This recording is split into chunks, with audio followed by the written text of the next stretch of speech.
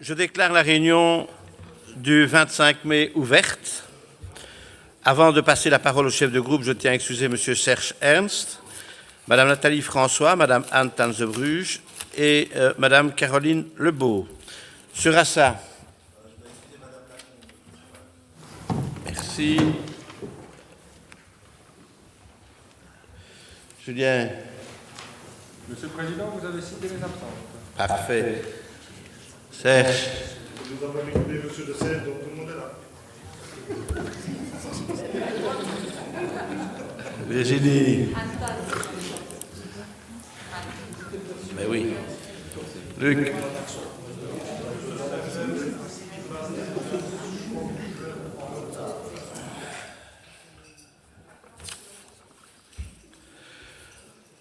Vous trouverez sur vos bancs l'ordre du jour actualisé de la séance de ce jour, comprenant les questions d'actualité. Je vous rappelle qu'au terme de cette séance publique se tiendra une séance à huis clos qui portera sur 2 dossiers. Point 1 de l'ordre du jour actualisé, lecture du résumé du procès-verbal de la réunion du 27 avril 2023. Je donne la parole à Monsieur le Premier secrétaire pour la lecture de ce résumé.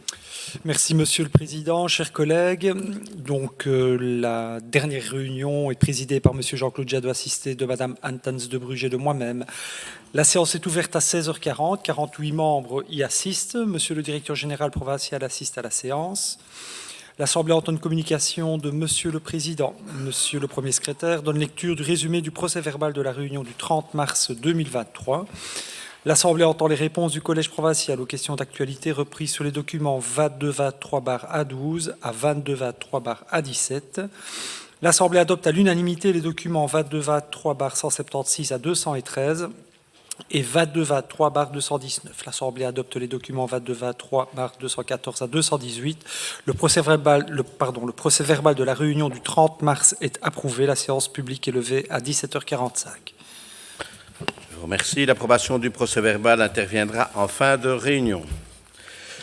Compte tenu des bouchons liégeois, je vous propose de bouleverser un petit peu notre ordre du jour et d'examiner les questions d'actualité à la fin de la séance publique.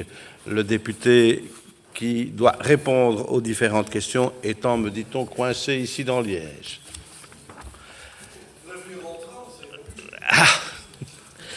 Les points 3 à 9 de l'ordre du jour ont été regroupés à la demande des membres de la première commission, à savoir les documents 220 à 226, octroi de subventions en matière de culture, demande de soutien des ASBL, Festival africain de Liège, Alogique Production, Soiron sur scène, Jazz à Liège, concert du printemps du Val-Dieu à Aubel et production associée et de Madame Lara Gasparotto. Les documents 223 et 226 ayant soulevé des questions, j'invite le rapporteur, Madame Marie Monville, à nous en faire connaître les conclusions.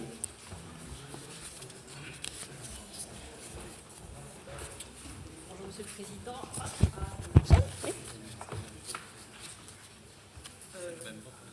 Ok, ça va, d'accord, mais il n'y a qu'un dossier. Donc, votre première commission s'est réunie ce 23 et a examiné le document 22-23, le document 223 relatif à la subvention à l'ASBL Jazz Liège. Un commissaire s'interroge en constatant que la subvention a augmenté. On est passé de 17 000 € à 25 000 € et il en demande la raison.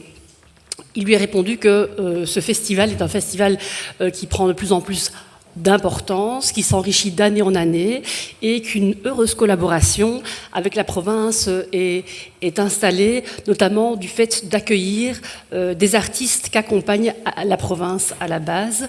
Et c'est l'occasion alors pour ces artistes de rencontrer des professionnels du secteur. Cette collaboration qualitative donc justifie cette augmentation de subventions, de même d'ailleurs que le fait que l'organisateur a perdu certains de ses financements. Ce document a été adopté par 9 voix pour et 2 abstentions. Je vous remercie, Madame la conseillère provinciale. Les 5 autres documents n'ayant soulevé aucune question, c'est par 9 voix pour et 2 abstentions que votre première commission vous propose de les adopter. Quelqu'un souhaite-t-il intervenir? Pas de demande d'intervention. Je clôt la discussion générale. Nous passons au vote. Pouvons-nous procéder à un vote globalisé? Qui est pour les conclusions de la première commission en ce qui concerne ces 7 documents? Unanimité, le Conseil adopte les 7 résolutions. Le point 10 de l'ordre du jour. Le document 227. Perspective de donation de matériel de prêt à des structures associatives culturelles issues du territoire de la province de Liège. Ce document a été soumis à l'examen de la première commission et a soulevé des questions. J'invite donc le rapporteur, M. Moustapha Bachi, à nous en faire connaître les conclusions.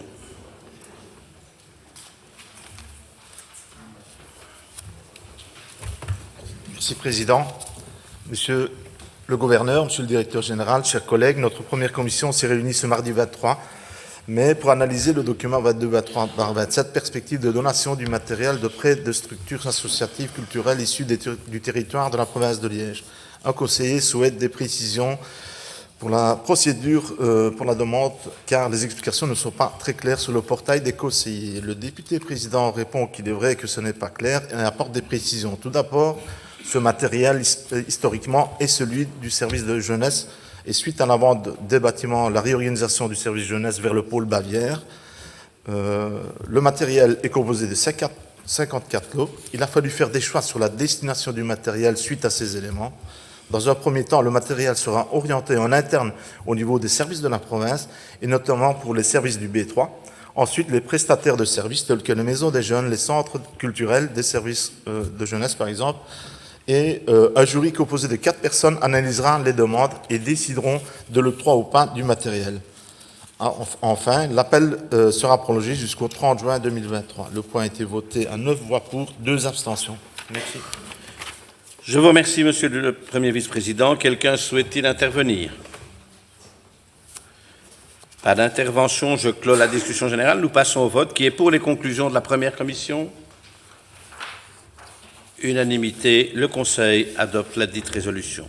Le point 11 de l'ordre du jour, le document 228, reconstruction des communes sinistrées par les inondations des 14 et 15 juillet 2021, octroi de subventions en matière de relations avec les territoires, les villes et les communes en faveur du CPS de Pépinster. Ce document a été soumis à l'examen de la première commission et n'a soulevé aucune question. C'est donc par 9 voix pour et 2 abstentions que votre première commission vous propose de l'adopter. Quelqu'un souhaite-t-il intervenir? Pas de demande d'intervention. Je clôt la discussion générale. Nous passons au vote. Qui est pour les conclusions de la première commission? Unanimité. Le Conseil adopte la dite résolution. Le point 12 de l'ordre du jour. Document 231. Octroi de subventions en matière d'affaires sociales. Demande de soutien de la SBL Maison Arc-en-Ciel de Verviers, Ensemble Autrement, dans le cadre du projet LGBTQIA Protect. Ce document a été soumis à l'examen de la deuxième commission et n'a soulevé aucune question. C'est donc par 8 voix pour et 3 abstentions que votre deuxième commission vous propose de l'adopter. Quelqu'un souhaite-t-il intervenir? Non, je clôt la discussion générale. Nous passons au vote. Qui est pour les conclusions de la deuxième commission? Unanimité, le Conseil adopte la dite résolution. Point 13 de l'ordre du jour actualisé, document 232, désignation au 1er mai 2023 d'un nouveau receveur spécial des recettes pour le compte produits divers. Ce document a été soumis à l'examen de la deuxième commission et n'a soulevé aucune question. C'est donc par 8 voix pour et 3 abstentions que votre deuxième commission vous propose de l'adopter. Quelqu'un souhaite-t-il intervenir? Pas de demande d'intervention. Je clôt la discussion générale. Nous passons au vote. Qui est pour les conclusions de la deuxième commission? Unanimité, le Conseil adopte la dite résolution. Point 14 de l'ordre du jour actualisé, document 233. Approbation des comptes de gestion pour l'année 2022 des fonds provenant des laits Montefiore-Lévy, Madame Veuve Gabrielle Alain, Rousseau-Boschauers, Bondariu, Brabant-Weckmans, Fernand Petit, Raymond Simon, Bartholomé Maria Veuve Léonard, Nicolas Ditte, Cuvelier Veuve Roland et les ASBL ICANN. Ce document a été soumis à l'examen de la deuxième commission et n'a soulevé aucune question. C'est donc par 8 voix pour et 3 abstentions que votre deuxième commission vous propose de l'adopter. Quelqu'un souhaite-t-il intervenir? Personne, nous passons au vote. Qui est pour les conclusions de la deuxième commission? Unanimité, le Conseil adopte les 11 résolutions. Point 15 de l'ordre du jour, le document 234, arrêt des comptes relatif à l'exercice 2022. Ce document a été soumis à l'examen de la deuxième commission et a soulevé des questions. J'invite donc le rapporteur, Madame Astrid Bastin. Elle est en route. Je vous propose alors de reporter ce point à la fin de l'ordre du jour en espérant que les bouchons liégeois nous laisseront le temps à Astrid d'arriver pour entendre son rapport. Point 16 de l'ordre du jour, le document 235, rapport d'évaluation relatif au contrat de gestion conclu entre la province de Liège et l'ASBL, Conseil des pouvoirs organisateurs de l'enseignement officiel neutre subventionné, le CP11. Exercice 2021, prévision 2022. Ce document a été soumis à l'examen de la troisième commission et a soulevé des questions. J'invite donc le rapporteur, M. Luc Lejeune, à nous en faire connaître les conclusions.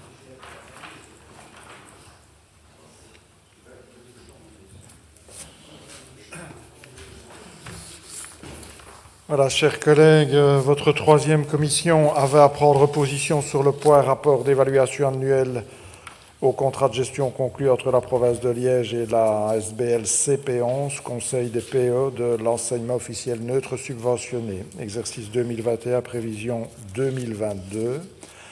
Un commissaire extrait 2 phrases du dit rapport. Je cite, « La trésorerie nette et les valeurs disponibles ne permettent pas de financer les dettes. Tous les indicateurs financiers sont en négatif. » Il demande donc des éclaircissements et se dit peu rassuré. L'administration et le directeur général enseignement lui répondent que la photo financière est prise à un instant T.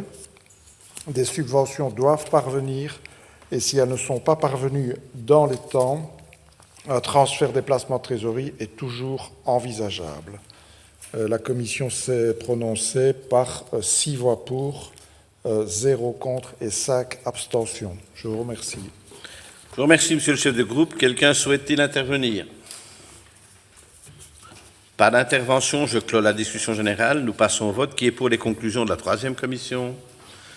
Le groupe PS, le groupe MR, les engagés. Qui est contre? Et les PTB. Qui est contre? Qui s'abstient? Le groupe Écolo. Le Conseil adopte la dite résolution. Point 17 de l'ordre du jour actualisé, le document 236, adaptation du montant des redevances annuelles de pension dans les internats des établissements provinciaux d'enseignement, montant et modalités de paiement 2023-2024. Ce document a été soumis à l'examen de la troisième commission et n'a soulevé aucune question. C'est donc par 9 voix pour et 2 abstentions que votre troisième commission vous propose de l'adopter. Quelqu'un souhaite-t-il intervenir? Pas de demande d'intervention. Je clôt la discussion générale. Nous passons au vote. Qui est pour les conclusions de la troisième commission? Le groupe Écolo, le groupe PS, le groupe MR, les engagés. Qui est contre? Qui s'abstient? Le PTB, le Conseil adopte la dite résolution. Point 18 de l'ordre du jour. Document 237. Marché public de travaux, mode de passation et conditions du marché, domaine provincial de Ouégimont. Remplacement du linier de l'ensemble des bassins. Du lineur, de l'ensemble des bassins. Ce document a été soumis à l'examen de la quatrième commission et n'a soulevé aucune question. C'est donc par 9 voix pour et 2 abstentions que votre quatrième commission vous propose de l'adopter. Quelqu'un souhaite-t-il intervenir? Pas d'intervention. Je clôt la discussion générale. Nous passons au vote. Qui est pour les conclusions de la quatrième commission? Unanimité. Le Conseil adopte la dite résolution. Point 19 de l'ordre du jour. Document 238. Octroi de subventions en matière d'infrastructure et de développement durable. Proposition de convention entre la commune de Hamoire et la province de Liège relative à la réalisation de travaux pour l'aménagement d'un parking d'écovoiturage et d'une aire de convivialité avenue des Villas à Hamoire. Ce document a été soumis à l'examen de la quatrième commission et n'a soulevé aucune question. C'est donc par 9 voix pour et 2 abstentions que votre quatrième commission vous propose de l'adopter. Quelqu'un souhaite-t-il intervenir? Pas d'intervention, je clôt la discussion générale. Nous passons au vote. Qui est pour les conclusions de la quatrième commission? Unanimité, le Conseil adopte la dite résolution. Point 20 de l'ordre du jour, document 239, octroi de subventions en matière d'agriculture, demande de soutien de l'ASBL Centre provincial liégeois de production végétale et maraîchère, le CPL VGMAR, 8e journée interprofessionnelle sur l'agriculture bio le 6 juillet. Ce document a été soumis à l'examen de la 4e commission et n'a soulevé aucune question. C'est donc par 9 voix pour et 2 abstentions que votre 4e commission vous propose de l'adopter. Quelqu'un souhaite-t-il intervenir? Pas d'intervention, je clôt la discussion générale. Nous passons au vote. Qui est pour les conclusions de la 4e commission? Unanimité, le Conseil adopte la dite résolution. Point 21 de l'ordre du jour, document 240, organisation du prix des acteurs de la transition écologique et alimentaire de la province de Liège, approbation du règlement de participation. Ce document a été soumis à l'examen de la 4e commission et a soulevé des questions. J'invite donc le rapporteur, M. Guy Dubois, à nous en faire connaître les conclusions. Merci, Monsieur le Président. Monsieur le Gouverneur, Monsieur le Directeur Général, Mesdames, Messieurs les députés, chers collègues, donc rapporteur de la 4e commission qui s'est réunie lundi au Val-Benoît, donc prix des acteurs de la transition écologique et alimentaire, des précisions sont données sur la motivation des candidats. De nombreux projets sont proposés comme chaque année. Question d'un commissaire, y a-t-il d'autres candidats? Il lui a été répondu que comme chaque année, plusieurs candidatures sont proposées. Chaque projet récompensé l'année précédente ne peut être candidat. Le montant total est de 40 000 € pour maximum 8 lauréats. Le point a été voté à 8 pour, 0 non et 2 abstentions. Merci. Je vous remercie, Monsieur le Conseil provincial. Quelqu'un souhaite-t-il intervenir? Pas d'intervention, je clôt la discussion générale. Nous passons au vote. Qui est pour les conclusions de la 4e commission? Unanimité, le Conseil adopte la dite résolution. Point 22 de l'ordre du jour, le document 241. Prise de connaissance trimestrielle des travaux relevant du budget extraordinaire, adjugé un montant inférieur à 144 000 €. Ce document a été soumis à l'examen de la 4e commission et n'a soulevé aucune question. Votre 4e commission vous invite dès lors à en prendre connaissance. Quelqu'un souhaite-t-il intervenir? Pas d'intervention, je clôt la discussion générale. Il s'agit d'une prise de connaissance. Le Conseil prend connaissance de la dite résolution. Les points 23 à 26 de l'ordre du jour ont été regroupés à la demande des membres de la 5e commission, à savoir les documents 242 à 245, première Assemblée générale ordinaire 2023 de RESA, Aqualis et la CIL, et Assemblée générale extraordinaire d'Aqualis. Ces 4 documents n'ayant soulevé aucune question, votre 5e commission vous propose de les adopter par 9 voix pour et 1 abstention pour le document 242 relatif à RESA, par 11 voix pour et 1 abstention pour les 3 autres documents. Quelqu'un souhaite-t-il intervenir? Non, je clôt la discussion générale, mais avant de passer au vote, je vous informe que, comme en commission, Mme Valérie Lux et M. Julien Van de Bury ne participeront pas au vote sur le document 242 concernant RESA. Nous allons donc d'abord passer au vote sur le document 242 RESA, qui est pour les conclusions de la 5e commission. Le groupe écolo, le PS, le MR, les engagés, qui est contre, qui s'abstient, le PTB. Est-ce que nous pouvons procéder à un vote globalisé pour les 3 autres intercos? Qui est pour les conclusions de la 5e commission en ce qui concerne ces 3 documents? Le groupe écolo, PS, MR, les engagés, qui est contre, qui s'abstient, le PTB, le Conseil adopte les 3 résolutions. Point 27 de l'ordre du jour. Document 246, marché public de fourniture, mode de passation et conditions du marché relatif à l'acquisition dans le cadre de la modernisation des équipements pédagogiques de pointe de l'enseignement qualifiant, appel à projet 2021-2022 de matériel agricole pour les besoins de l'IPEA de l'Arrête et de la ferme de Jevoumont. Ce document a été soumis à l'examen de la 5e commission et a soulevé des questions. J'invite donc le rapporteur, M. Jean-Claude Meurens, à nous en faire connaître les conclusions.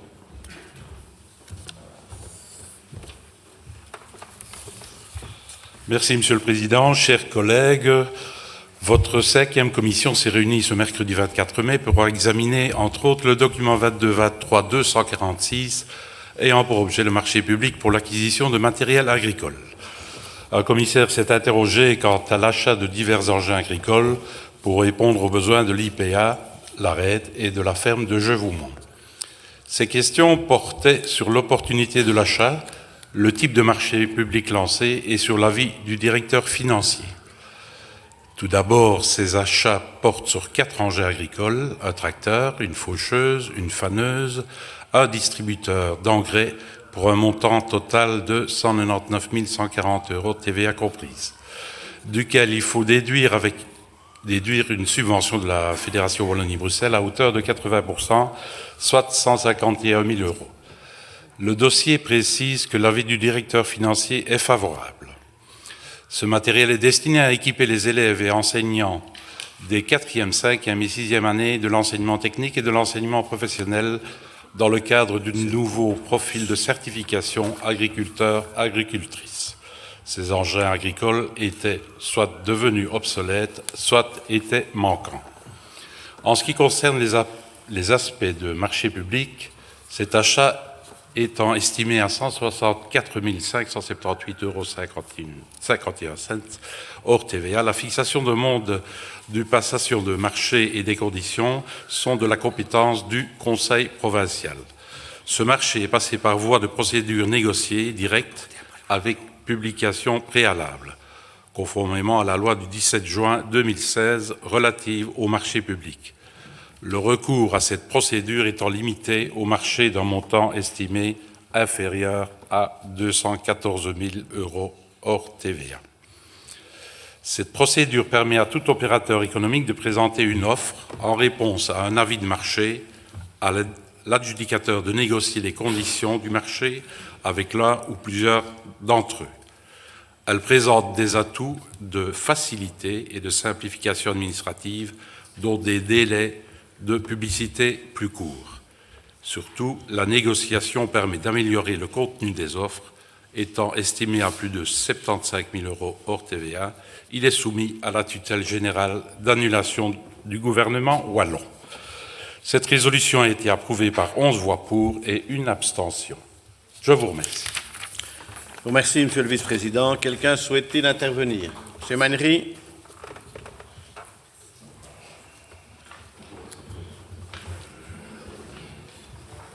Merci beaucoup, Monsieur le Président. Merci, Monsieur Meurens, pour ce rapport très complet, peut-être un peu trop complet, parce qu'il ne faudrait pas refaire l'histoire. La réponse en commission était loin d'être aussi complète, claire et limpide que celle donnée par Monsieur Meurens, qui était bien plus compréhensible, mais ce n'est pas ce à quoi on a eu droit en commission. Donc merci pour ces informations supplémentaires dans le rapport, mais ne refaisons pas l'histoire en commission. Les informations apportées, les réponses étaient bien plus floues, et c'est pourquoi, avec mon groupe, nous nous abstiendrons sur ce point. Merci.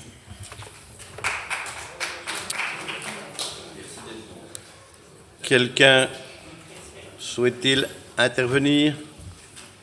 Non, je clôt la discussion générale. Nous passons au vote, qui est pour les conclusions de la 5e commission. Le groupe PTB, le groupe PS, le groupe LMR, les engagés. Qui est contre? Qui s'abstient? Les écolos. Le Conseil adopte la dite résolution. Je vais revenir au point 2 de l'ordre du jour actualisé, question d'actualité. Bon, on passera après. Vous trouverez donc sur vos bancs les deux questions, les deux points, le document A18, question d'actualité de plusieurs membres du Conseil provincial relatif au service d'analyse des milieux intérieurs et de l'air, le SAMI, et le document A19, question d'actualité d'un membre du Conseil provincial relatif à l'abattoir à volailles en province de Liège. Je me permets de vous rappeler que, conformément à notre ROI, après développement de la question par son auteur, un membre par groupe politique peut intervenir sur la question pendant 2 minutes maximum par intervenant. Le député concerné prend ensuite la parole pour la réponse et à l'issue de la réponse, l'auteur ou le co-auteur peut exprimer sa réaction pendant une durée n'excédant pas 2 minutes. À la première question, je donne la parole à M. Mannery.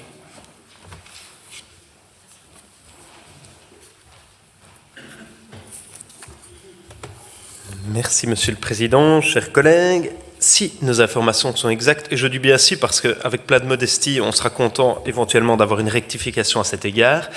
On n'en a en tout cas pas trouvé trace dans les procès-verbaux du collège, mais c'est pas évident de chercher une information dans les PV du collège, donc excusez-nous si on n'a pas trouvé.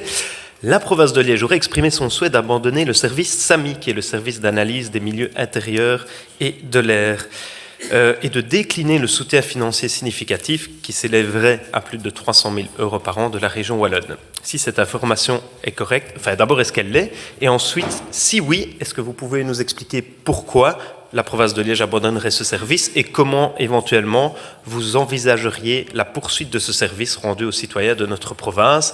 Pour information, on estime qu'il y a environ 200 visites par an qui seraient organisées par le SAMI liégeois. Merci d'avance pour vos réponses. Je vous remercie. Quelqu'un souhaite-t-il intervenir? J'invite M. André Denis, député provincial, à la tribune pour la réponse du Collège provincial à cette question.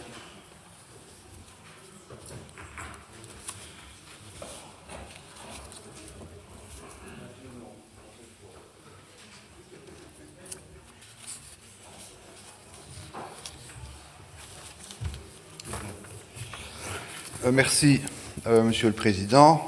Tout d'abord, vous m'excuserez pour mon arrivée tardive, mais venir de l'Est aujourd'hui était compliqué, n'est-ce pas? Mme Bastin confirme, voilà. Donc, enfin, tout s'arrange tout de même.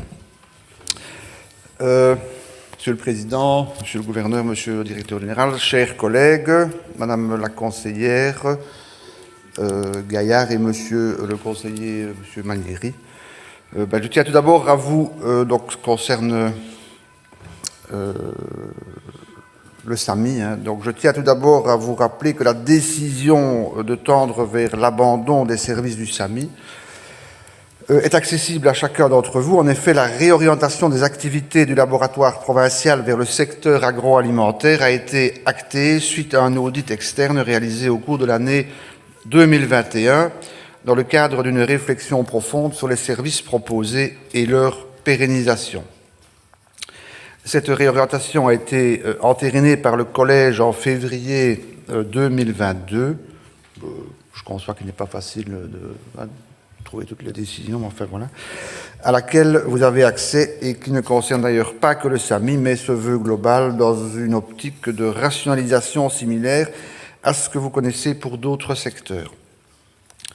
Les raisons et motivations initiales de cette démarche sont multiples, qu'il s'agisse de la diminution des moyens disponibles, du manque de personnel, des acteurs déjà actifs dans certaines matières, de la redondance d'initiatives et du peu de demandes. Le financement des zones de secours est également venu accélérer et accroître l'urgence de poser des choix. Dans ce secteur en particulier, aucun n'est facile à prendre, c'est la raison pour laquelle nous nous sommes appuyés sur une consultance avisée, mais nous ne voulions pas laisser l'outil devenir obsolète. C'est décidé et heureux de l'avancement des choix posés que l'Association des provinces wallonnes nous a contactés en avril 2022, lorsqu'à la demande de Madame la ministre Tellier, elle consultait les provinces pour connaître leur activité concernant les milieux intérieurs. Nous avions alors fait le point sur nos actions, sur le personnel y affecté, les perspectives d'avenir et le recentrage évoqué, ne dissimulant rien de la rénovation en cours, de notre souhait d'abandonner certaines missions désormais hors cadre de notre laboratoire. Début 2023, soit un an après la décision de réorientation, l'administration et la ministre ont présenté aux provinces les grandes lignes d'une stratégie de relance des SAMI provinciaux. Seules 2 réunions ont permis de poser des premiers jalons de ce qui serait une potentielle révision d'une dynamique en marche depuis 2 ans déjà chez nous. Bien que nous ne disposions que d'informations très partielles liées au peu de contacts et d'éléments concrets échangés, sans répondre davantage à nos questions, sans trace du décret annoncé, il nous a été demandé de nous positionner pour un lancement de la reprise des SAMI sous l'égide de la région dès le mois de mai de cette année. Cela dit, la première mouture du décret est enfin parvenue, laissant transparaître ce que nous craignions lors des premiers échanges. Ainsi, après une première lecture, force est de constater que ce que nous est demandé relève d'un changement radical du fonctionnement du SAMI en le transformant en service d'évaluation des milieux intérieurs ayant pour conséquence des interventions qui sont étendues aux bâtiments publics et privés accueillant du public, un SAMI qui deviendrait un service de contrôle pouvant entraîner des sanctions, des obligations aux propriétaires et donc des implications juridiques, une augmentation du nombre de paramètres à mesurer, notamment des ondes électromagnétiques, alors que nos services n'ont ni le matériel ni l'expertise pour les réaliser, une totale gratuité des interventions pour le demandeur qui pourrait entraîner un nombre important de demandes. Sur la totale gratuité, on retrouve ça fréquemment dans les propositions du gouvernement wallon par ailleurs. Soit. Il ne s'agit donc pas d'une réactivation, mais bien de la création d'un nouveau service entraînant l'engagement du personnel, 6 selon la région, et des investissements coûteux qui, compte tenu de la situation financière provinciale, ne sont pas à prendre à la légère. Sur base de ces constats, je me tiens à la posture transmise par courrier à Mme la ministre en avril, qu'en voyant venir mai, je souhaitais lui faire part de nos choix, signalant que les activités du SAMI de la province de Liège étaient arrêtées et que sur base des informations reçues, sans éléments nouveaux susceptibles de remporter quelques convictions neuves à l'établissement de cette mission dont elle nous charge, il n'était pas possible de répondre positivement.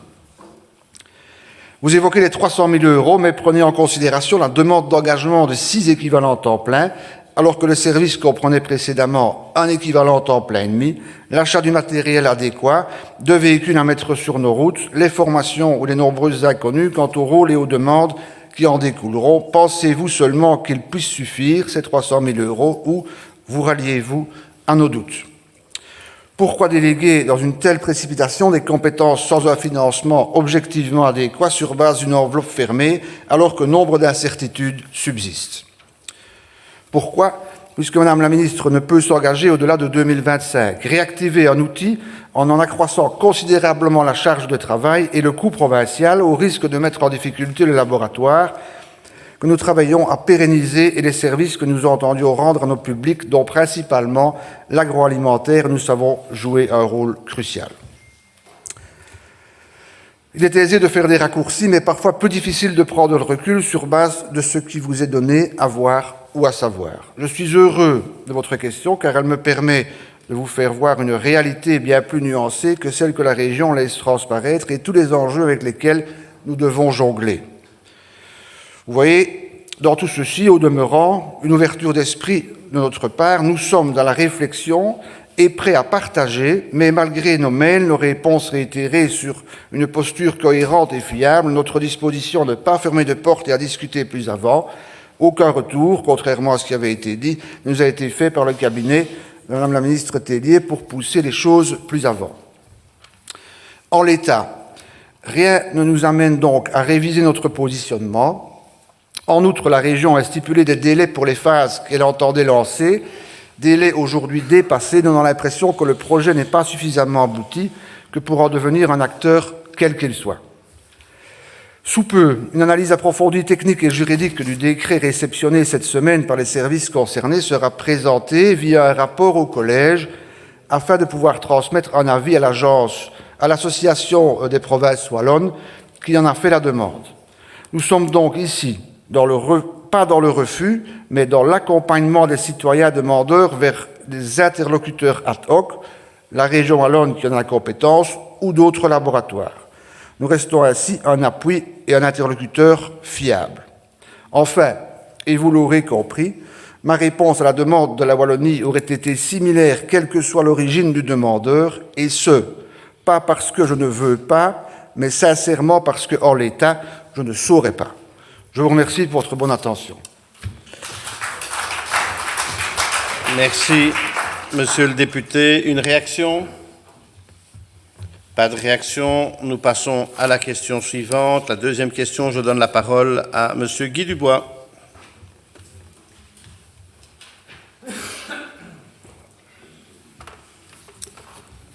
Merci, monsieur le président. Chers collègues, la semaine dernière, en lisant Sillon belge, l'hebdomadaire le plus lu au sein du monde agricole wallon, mon attention a été immédiatement attirée par l'édito de la semaine. Abattoir liégeois cherche homologue wallon. Cet article fait état de l'inauguration d'un nouvel abattoir en province de Liège et plus précisément à Dahlem. il est précisé que cet abattoir est égalisé avec le soutien de la province de Liège et qu'il va pouvoir accueillir des volailles des petits éleveurs, mais aussi des particuliers. La construction de telles infrastructures, avec le soutien du pouvoir public, est suffisamment rare que pour être soulignée. Elle permet aux éleveurs liégeois de faire abattre leurs poules, dindes, canards au sein même de la province. Pour les éleveurs, cette avancée est synonyme de trajets plus courts, avec à la clé de précieux gains de temps et d'argent, mais aussi une nette amélioration du bien-être animal. Cette réalisation ne peut qu'encourager le développement des productions de proximité, des circuits courts, ceux-là même que promeuvent beaucoup de nos citoyens depuis plusieurs années. J'ai le sentiment que dans ce dossier, on peut également dire qu'à Liège, non seulement on le dit, mais surtout on le fait. Le plus important, cet édito fait état du fait que plusieurs autres provinces, voire d'autres niveaux de pouvoir, pourraient s'impliquer dans l'exemple liégeois. Les questions sont simples, monsieur le député. Pouvez-vous nous détailler le montant de cet investissement dont beaucoup nous envient déjà, son mode de fonctionnement pour nos citoyens et enfin si d'autres provinces, voire la région, ont pris contact avec vous pour répéter l'opération ou si vous avez d'autres projets de ce type dans d'autres régions de notre province. Je vous remercie pour votre réponse. Quelqu'un souhaite-t-il intervenir? J'invite M. André Denu, député provincial, à la tribune pour la réponse du Collège provincial à cette question.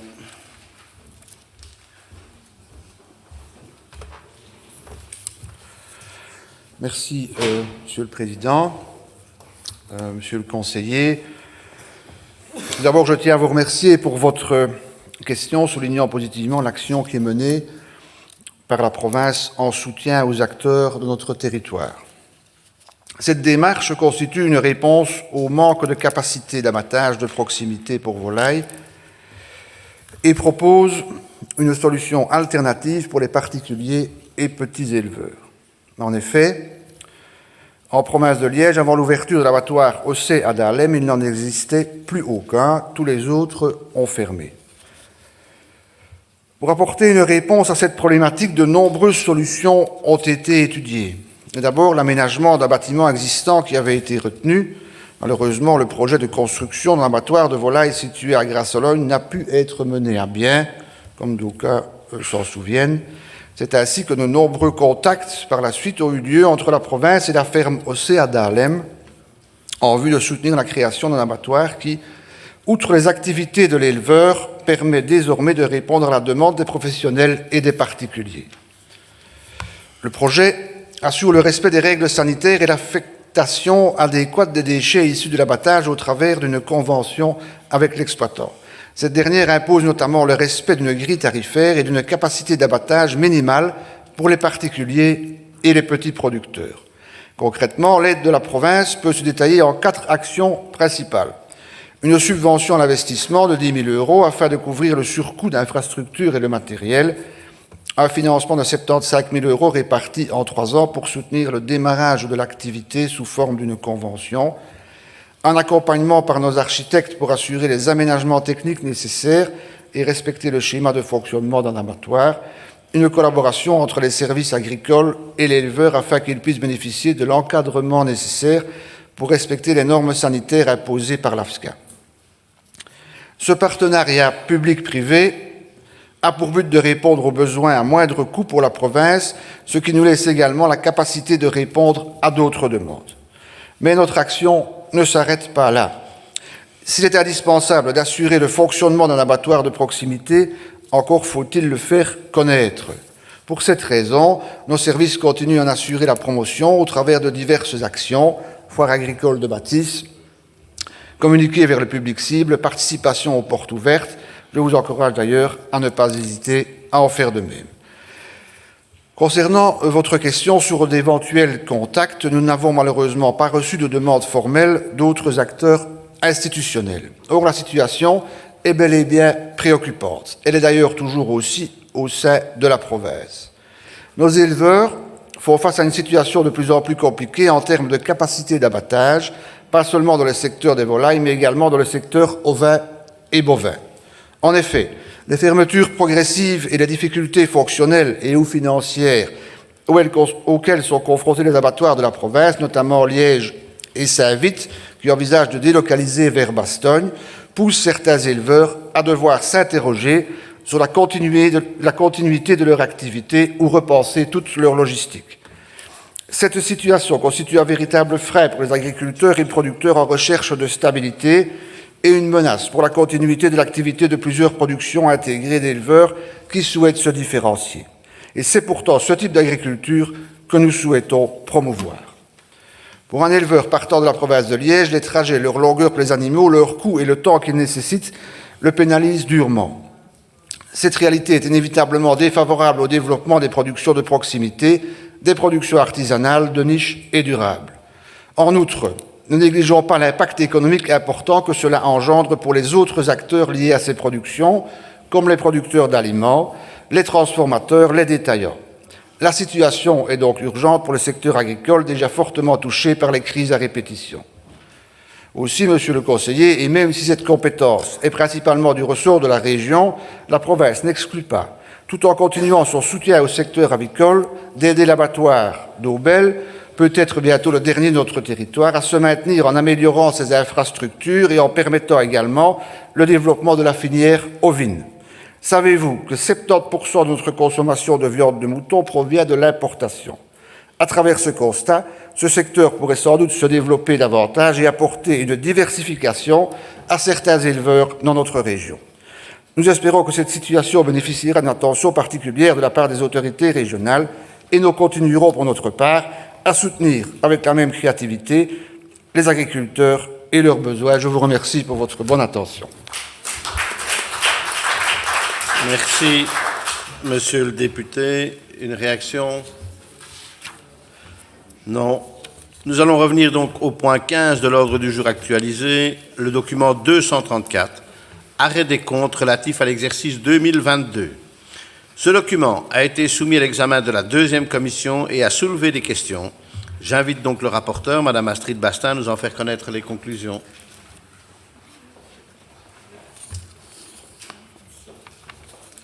Merci, Monsieur le Président. Veuillez m'excuser du retard, mais la mobilité liégeoise n'est décidément pas très forte. Donc, la deuxième commission s'est réunie ce mardi 23 mai à 17h.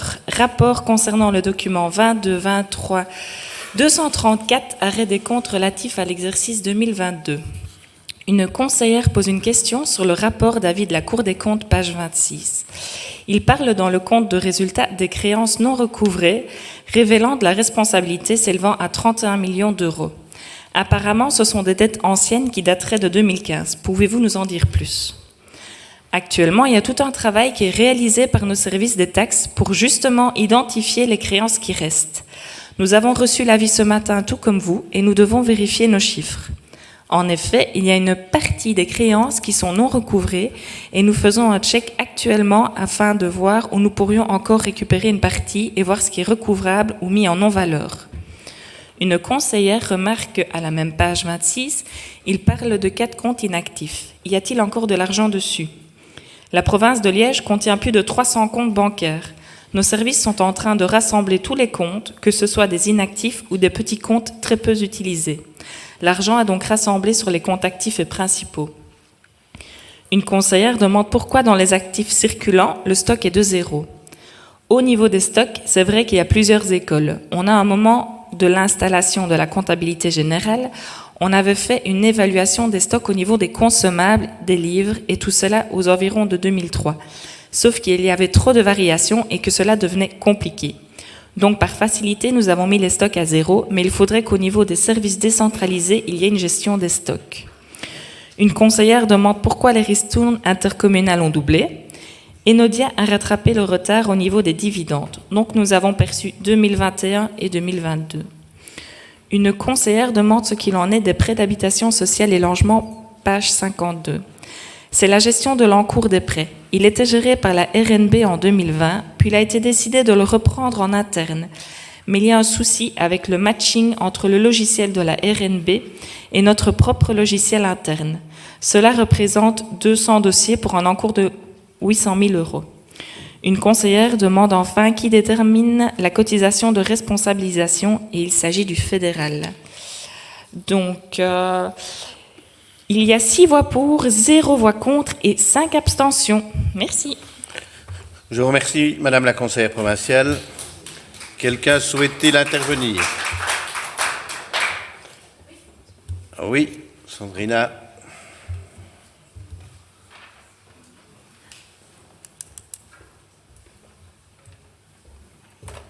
Merci, Monsieur le Président.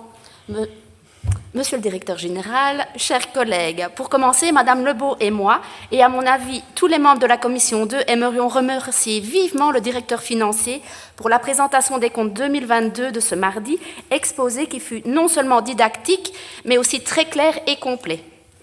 Même si nous ne sommes pas toujours d'accord avec les orientations du Collège pour le budget, que nous voudrions plus vert et encore plus solidaire, le groupe écolo va voter pour cet excellent compte 2022. Comme vous le savez, nous essayons toujours d'être aussi constructifs que possible. C'est pourquoi j'aimerais faire une petite suggestion pour le dernier budget extraordinaire de la mandature. Vu que tant que la trésorerie le permet, la province préfinance les différents investissements, vu que, comme le signale la Cour des comptes, les dépenses extraordinaires se détériorent, un effort devait être réalisé afin de mieux faire coller les prévisions budgétaires à la capacité interne. Pourquoi ne pas utiliser le cash flow qui est, en 2 mots, un instrument pratique pour suivre de près les flux de trésorerie, bien sûr sans compter le fonds de réserve dans l'équation. Restons vigilants. Je vous remercie pour votre attention. Merci, Madame la conseillère. D'autres interventions? Non. Je clôt la discussion générale. Nous passons au vote. Qui est pour les conclusions de la 2e commission? Le groupe écolo, le groupe PS, le groupe MR, les engagés. Qui est contre? Le PTB, le Conseil adopte la dite résolution. Point 28 de l'ordre du jour, approbation du procès-verbal de la séance du 27 avril 2023. Aucune réclamation n'ayant été déposée en ce qui concerne la rédaction du procès-verbal de notre dernière réunion, je le déclare approuvé et déclare close la séance publique de ce jour. La prochaine séance ordinaire du Conseil provincial aura lieu le jeudi 15 juin 2023 à 16h30. En application de l'article 2212-12